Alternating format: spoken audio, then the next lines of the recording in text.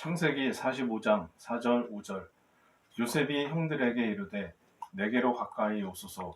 그들이 가까이 가니 가로되 나는 당신들의 아우 요셉이니 당신들이 애굽에 판 자라. 당신들이 나를 이곳에 팔았으므로 근심하지 마소서, 한탄하지 마소서. 하나님이 생명을 구원하시려고 나를 당신들 앞서 보내셨나이다. 아멘. 이것은 이것은 주님의 말씀입니다. 하나님 감사합니다. 아멘. 복음서의 말씀. 누가복음 6장 36절로 38절. 너희 아버지 자비하신 같이 너희도 자비하라. 비판치 말라. 그리하면 너희가 비판을 받지 않을 것이요. 정죄하지 말라. 그리하면 너희가 정죄를 받지 않을 것이요. 용서하라. 그리하면 너희가 용서를 받을 것이요. 주라. 그리하면 너희에게 줄 것이니 곧 후히 되어 누르고 흔들어 넘치도록 하여 너희에게 안겨 주리라. 너희의 헤아리는 그 헤아림으로 너희도 헤아림을 도로 받을 것이니라. 이것은 주님의 말씀입니다. 하나님 감사합니다. 아멘. 주라 넘치도록 받으리라. 이런 제목으로 말씀을 드리려 합니다. 여기 중부권은 눈이 안 오는데 호남 지역, 이남 지역은 지금도 눈이 많이, 봄눈이 엄청나게 내린다고 그래요. 날씨도 참 예년답지 않게 춥고 우수주가 지났는데도 얼음이 다시 얼어붙는 그런 추위가 있는데, 그래도 이 봄은 다가오기 때문에 매화꽃이 피고 또 눈 속에서도 피는 그런 꽃들이, 인동주라든지 이런 꽃들이 피는 계절을 맞이했습니다. 이렇게 엄청나게 이제 폭설이 내리 봄에 또 엄청나게 봄이 이른 봄에 눈이 내릴 때가 있습니다. 이런 눈 속에서 어렸을 때는 지금보다 눈이 더 많이 내렸던 것 같아요. 날씨도 춥고 먹는 것도 좀 부족하고 또 입는 옷도 넉넉하지 못하기 때문에 더 추위를 느낀 것 같은데, 이 엄청 내리는, 소복소복 내리는 그 흰 눈을 보면서 이렇게 이것이 쌀이었으면 좋겠다. 어린 시절에 그렇게도 생각했어요. 하얗게 소복소복 내린 이 흰 눈을 보면서 하늘에서 이렇게 쌀이 좀 소복소복 내렸으면 하는 생각을 가졌습니다. 그러면서 이 쌀을, 이 서울 사람들을 쌀 되는 거 보면 이렇게 그냥 야삭하게 해가지고서는 그걸 또 이렇게 방망이로다가 탁 칩니다. 탁 쳐가지고서는 아주 정말 얇게 한 말 두 말 되는데, 시골에서, 충청도에서 시골에서 쌀을 되는 거 보면 이렇게 고봉으로 올려놓고 툭툭 칩니다. 툭툭 치고 흔들고 그러면 또 쑥 들어가요. 그러면 또 올려놓고 고봉으로 올려가지고 툭툭 치고, 그래서 가득히 고봉으로 이제 해놓으면은 이렇게 주변으로 이제 쌀들이 흘러내리는데, 오늘 성경 말씀에 보면은 하나님이 우리에게 주시는데, 누가복음 6장 38절에 주라, 그리하면 너희에게 줄 것이니 곧 후히 되어 누르고 흔들어 넘치도록 해서 너희에게 안겨주리라. 이렇게 말씀하셨습니다. 무엇을 돈을 준다든지 그런 것에도 해당되지만은 사랑을 베풀고 용서를 베풀고 남을 선대하고 너그럽게 자비를 베푸는 이런 것들을 주면 줄수록 또 더 풍성해지고 넉넉해진다 하는 주님의 말씀입니다. 오늘의 본문은 예수께서 평지에서 설교하신 첫 부분에 이은 둘째 부분에 해당되는 것인데, 누가복음 예수님이 산상수훈을 소개하지 않고 평지에서 한 설교를 소개합니다. 첫 부분에서 보면은 이 제자들에게 하신 말씀인데, 누가복음 6장 20절로 26절, 여기 보면은 지금 가난한 자들은 부유해질 것이고, 지금 줄인 사람은 배부르고, 지금 우는 사람에게는 웃게 될 것이고, 핍박받는 사람들은 저들이 환영을 받게 될 것이고, 이렇게 복을 누리게 된다. 그렇게 말씀했습니다. 지금 가난하고 줄이고 울고 핍박하는 사람들, 이런 사람들은 복이 있다 하는 겁니다. 그리고 지금 부유해서 배부르고 웃고 환대받고 그런 사람들은 화를 받을 것이다. 이것은 부유한 기득권층의 사람들이죠. 이런 사람들은 그게 복이 아니라 오히려 화를 받는 것이고, 지금 힘들고 어렵고 줄이고 이런 사람들은 오히려 복이 있다고 이렇게 말씀하셨어요. 이제 오늘 두 번째 부분에서 보면은 제자들, 이 누가복음에 보면은 이제 이 예수님에게 가까이 따르는 그런 사도가 있고, 또 70 제자들이 있고, 그 다음에 무리들이 있고, 오클리스가 있고, 또 백성들이 있습니다. 이런 단어들이 이제 차이가 있는데요. 이 특별히 제자들, 주님을 따르는 제자들에게 하신 말씀입니다. 누가복음 6장 27절, 28절에 보면 너희 원수를 사랑하며 너희를 미워하는 자들을 선대하며 너희를 저주하는 자들을 축복하며 너희를 모욕하는 자를 위해서 기도하라. 이렇게 말씀하셨는데, 여기 이제 대조가 되죠.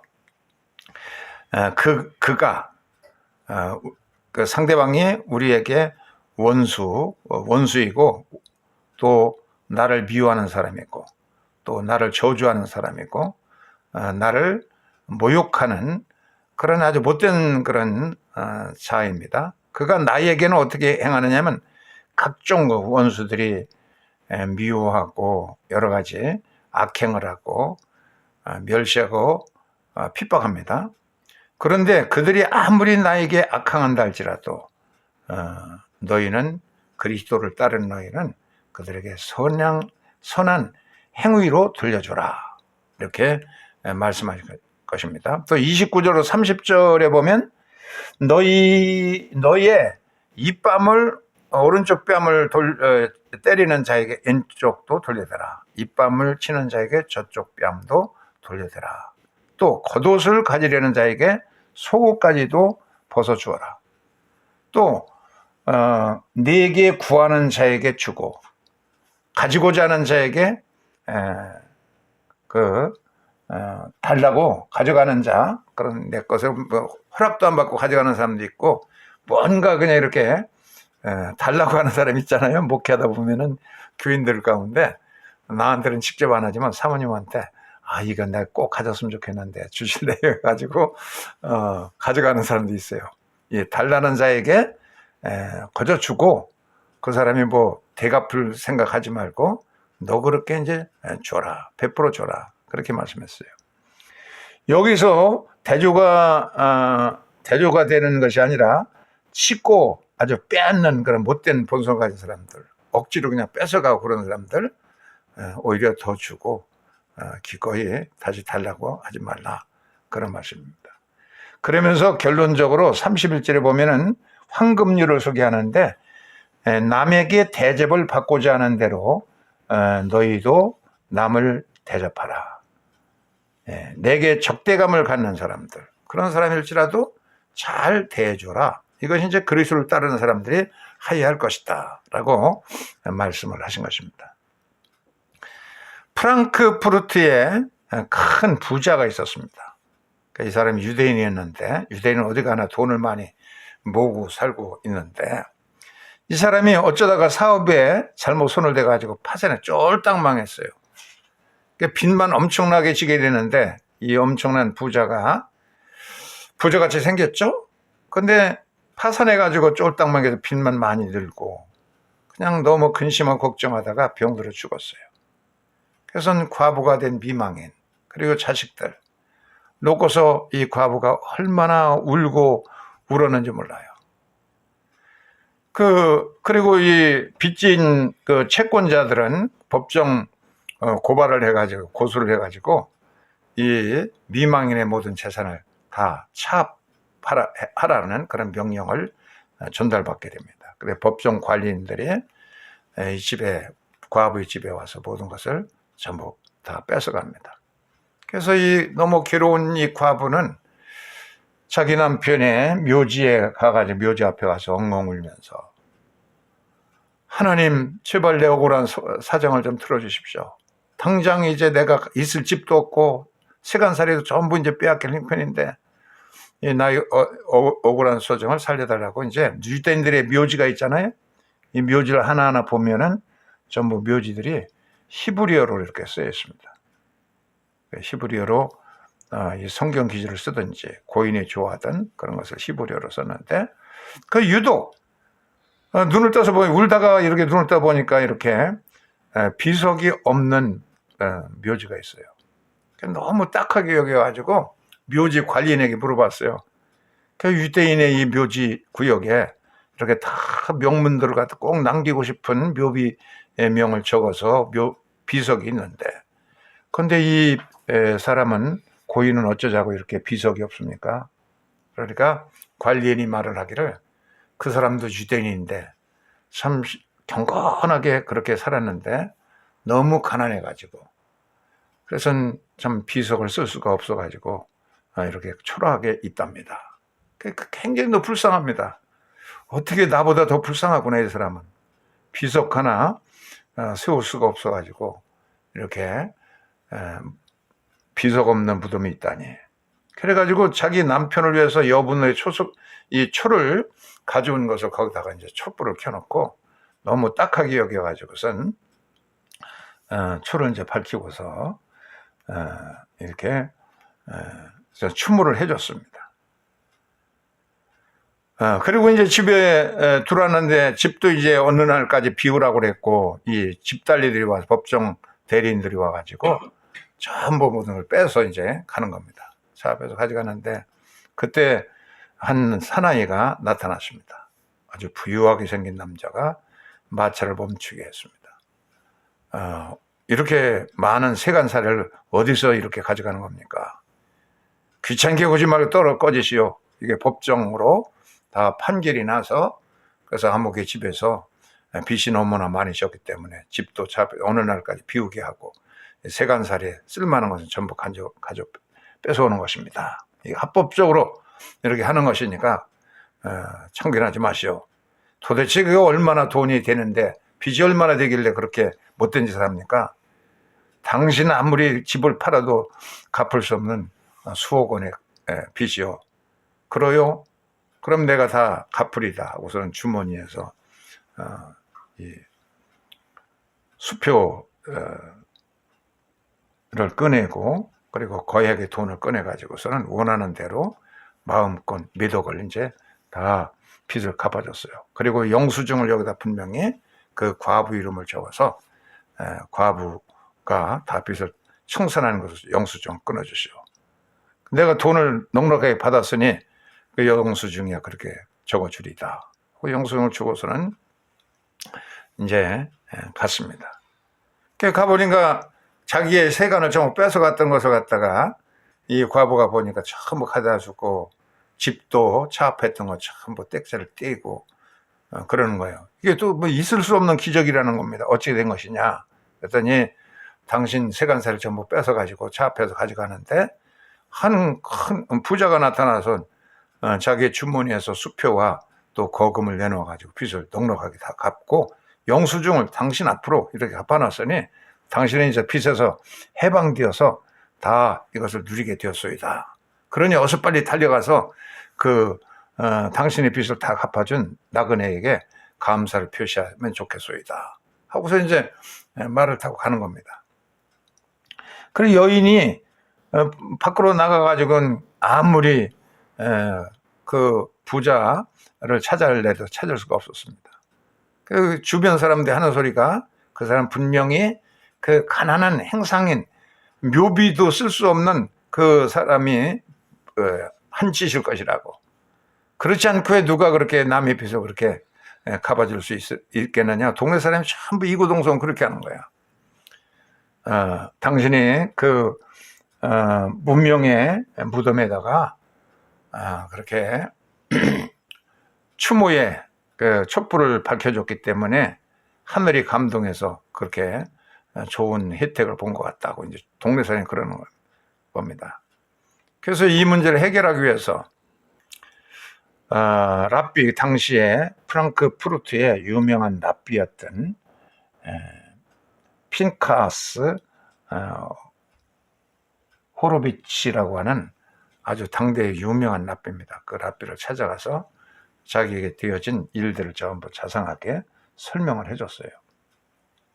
그랬더니 정말로 내 생각에도 당신의 빚을 다 갚아준 그 사람은 그 가난한, 경건하게 살았던 가난한 행상인일 것 같소. 묘벽도 없이 그렇게 죽긴 했지만 참 우리 해당에서 믿음이 좋은 분이었는데 바로 그분의 돌아가신 날짜가 여기 기록이 되어 있으니까 그분에게 감사의 뜻으로 그 별세한 날짜에 꼭 카디시 추도식을 꼭 거행해주고 미슈나를 읽어주어서 그날을 꼭 기억하고 고인에게 감사의 뜻을 하도록 하시오.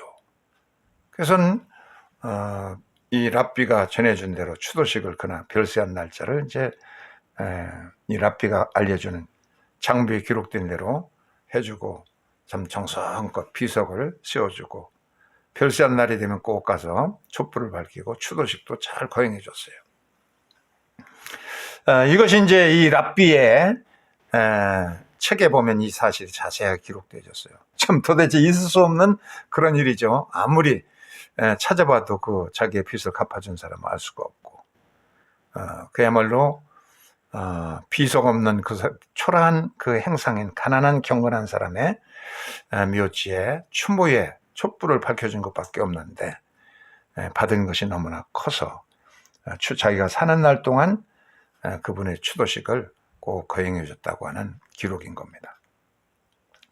사랑은 마치 돈과 같아서 사랑을 돈과 같이 남에게 자꾸 베풀어 주면 줄수록 더 부유해지듯이 사랑도 베풀수록 더 부유해지는 것인데 주님께서는 용서도 그렇게 하고 나에게 악을 행하는 자에게도 선으로 대해주고 그렇게 하라고 이제 주라. 그래야면 너에게 넘치도록 더욱더 풍성해진다고 말씀하신 겁니다. 32절로 34절까지 보면 여기는 의문법을 사용해서 썼는데 사랑하는 자에게만 나도 사랑한다고 그러면 이건 죄인들도 하고 세리들도 하는 것이다. 그렇지 않느냐? 이거 세상 사람들도 의당히 나를 사랑하고 나에게 손 대주고 잘 대주면 나도 잘 대주고 그러는 것. 이것은 세상 사람들이 하는 세상의 세리의 죄인들이 법칙이다. 그러면 예수를 믿는 사람들은 하나님 거로부터 참 10,000달란트 이상의 엄청난 허물과 죄가 용서받은 구원받은 자들인데 이렇게 사랑할 수 없는 사람도 사랑하고 용서할 수 없는 사람도 사랑하고 나에게 손해를 끼치고 악을 행하고 뺏어가고 그런 사람에게도 더 선대해야 된다 하고 예수께서는 가르친 겁니다. 김요석이라는 사람이 그 전에 그 독일의 광부로 간 그런 청년들이 있어요. 광부로 갔다가 거기서 어떤 부유한 사람 만나가지고선 신학 공부를 하고 그래서 튜빙겐 대학에서 신학 공부를 잘 했습니다. 그래 박사가 되어가지고서는 이제 한국에 와서 이제 그분이 설교한 내용들을 조금 보면은 한 번은 그 대강당에 신학생들이 1,500명이 모였는데 거기서 이 신학자가 이 성경을 들고 성경을 하나님의 말씀으로 믿는 사람 한번 손들어 보시오. 그러니까 아무도 1,500명이 안 들더라는 겁니다. 그러니까 김효석 이 학생이 손을 들었어요. 당신은 어디서 왔어? 한국에서 왔소이다. 그러니까 한국은 샤머니즘 때문에 아직도 성경을 믿는지 모르지만 현대인들은 성경을 그렇게 믿을 만한 가치가 없다고 신학자가 얘기하다는 겁니다.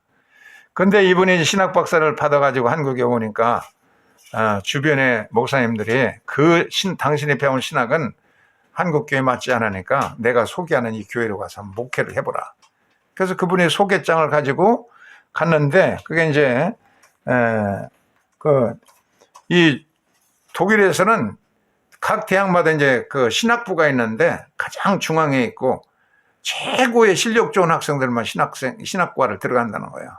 그리고 실력이 좀 모자라면 법대도 가고 의대도 가고 자기 뭐 전문과를 가서 공부하는 그만큼 이제 수재들이 보이는 건데 그렇게 좀 불신앙적인 요인이 있는데 그래서 소개장을 들고 찾아간 곳에 이제 문둥 그 나병 환자에서 고침받은 그런 사람들이 사는 집단 그 마을입니다.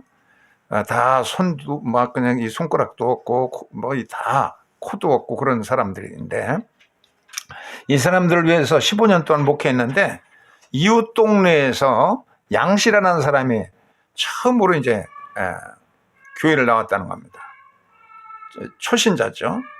그런데 한 번은 이 양씨가 막 여름철 이내 달려와가지고 우리 돼지가 5마리가 옆집 채소밭에 가서 망가뜨려 놨는데 그 주인이 와가지고 이 5마리 돼지를 달라고 그럽니다. 애미 돼지를. 이거 어떻게 했으면 좋겠습니까?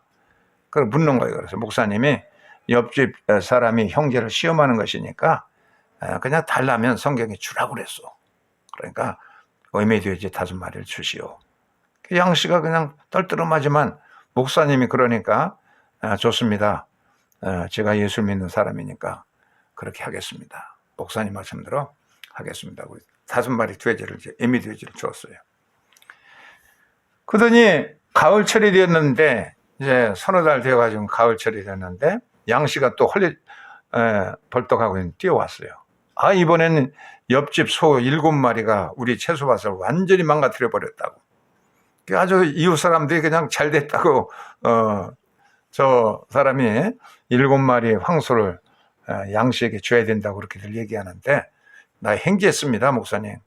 그러니까 아이고 예수 믿는 목사님 그러는 거예요. 예수 믿는 사람이 그렇게 하지 마시고 7마리 그냥 황소를 주시오. 그래서 목사님 그러니까 또 그대로 가서 순종해서 7마리를 이웃집 황소가 자기 밭에 피해를 입혔는데 전에 한 대로 하면은 세상 식수라면 7마리 받아야 마땅한 건데 그냥 돌려줬어요. 그랬더니 그 이튿날 되었는데 이 사람이 내가 도무지 잠을 잘 수 없어가지고 결국은 그 당신 돼지 애미가 그동안 낳고 그런 돼지 90마리가 되어가지고 이걸 다 가지고 왔소이다. 그러면서 돼지를 끌고 왔더라는 겁니다. 도대체 받을 수가 없다. 이거 어떻게 합니까? 내가 수질 맞았는데 목사님 말씀대로 이렇게 해가지고 돼지 5마리에 우리 돼지 이웃집 채소만을 밭을 망가뜨렸으니까 주었고 목사님 말씀대로. 그래서 이 소들이 우리 채소밭을 망가뜨려서 동네 사람 모두가 이걸 양씨에게 줘야 된다고 그래서 내가 받아야 되는데 목사님 그것도 또 양보하라고 그래서 또 줬는데 이게 90마리를 가져왔으니 어쩌면 좋습니까? 그러니까 그거 어떻게 예수 믿는 사람이 받을 수 있겠어? 돌려주라고. 그래서 다 또 돌려줬답니다. 그랬더니 그 다음에 성탄절이 되었는데 이 양씨를 따라서 이 동네 사람들이 여러 가정에 예수가 정말 세긴 세구나. 예수의 사랑에 전부 감탄해서 그 불신앙 믿지 않는 동네 사람들이 가정들이 이렇게 교회로 몰려들어서 나오더라는 겁니다.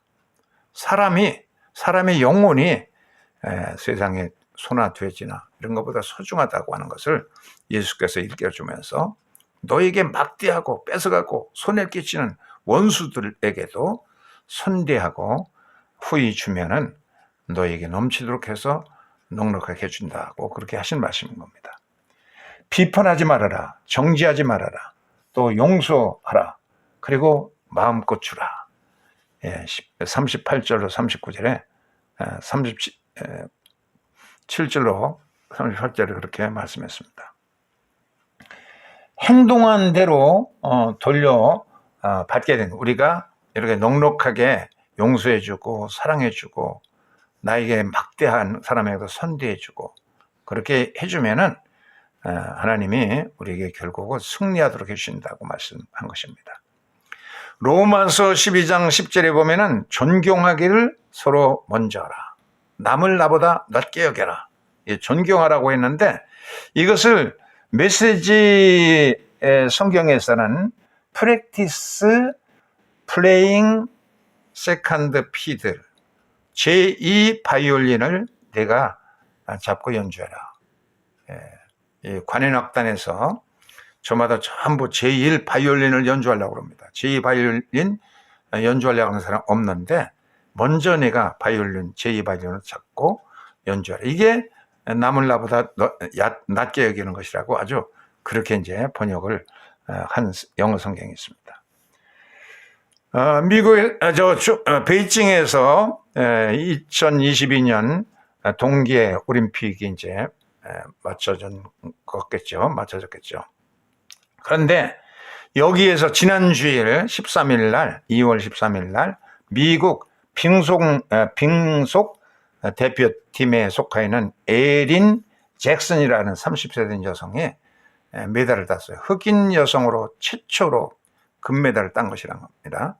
올림픽 역사상 참 가장 획기적인 그런 기록을 세우게 됐다고 합니다. 바로 이제 이렇게 성조기를 들고 있는 펼치고 기뻐하는 잭슨이라는 여자입니다.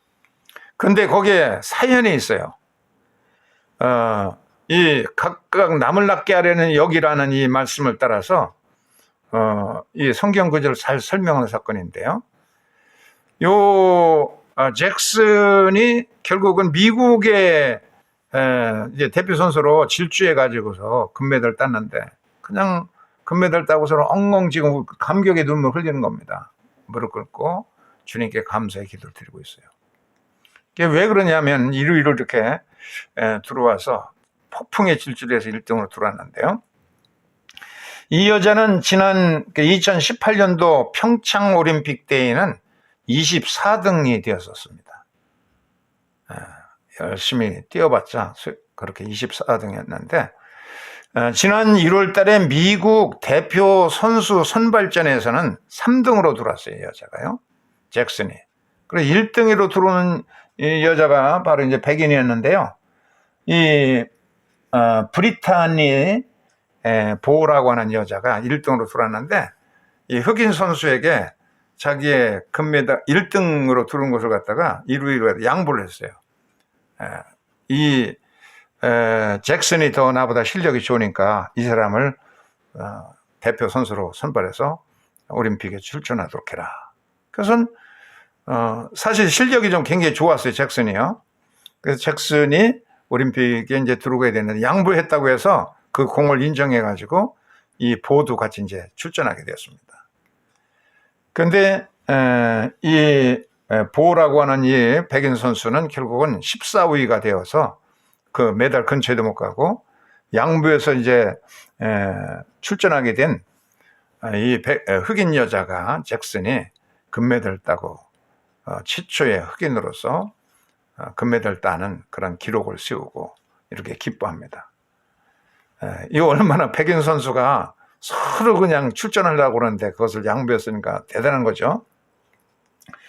이 브리트니 보가 이제 하는 소리가 그렇게 말했어. 16위로 들어왔네. 16위로 들어왔는데 나는 잭슨이 나보다 더 많은 사람들에게 감동을 줄 줄로 믿었다.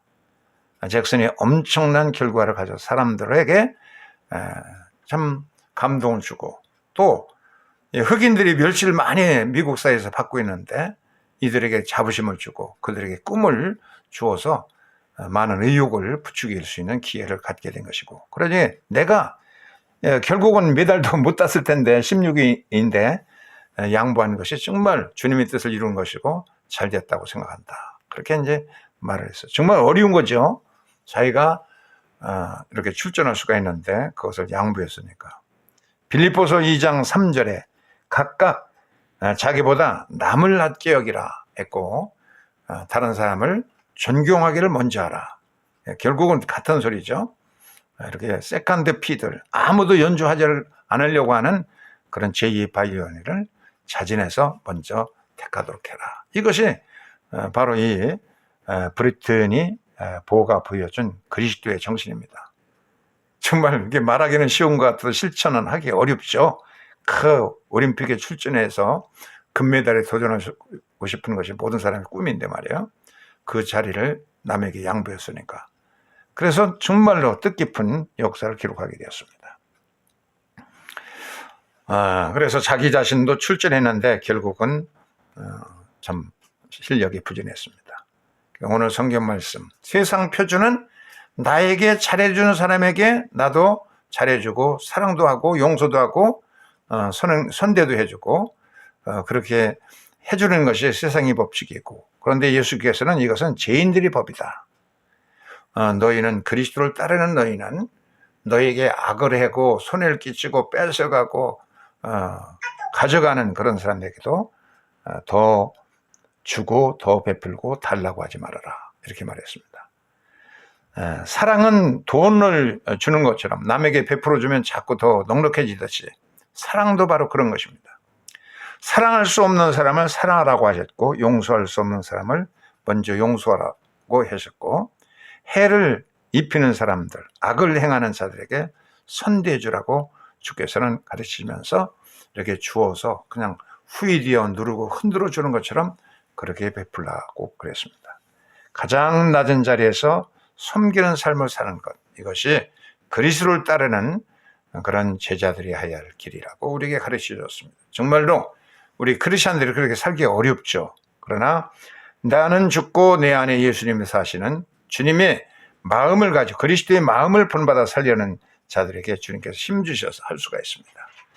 이런 주님의 삶의 모습을 따라갈 수 있기를 주의 이름으로 축원합니다. 아멘.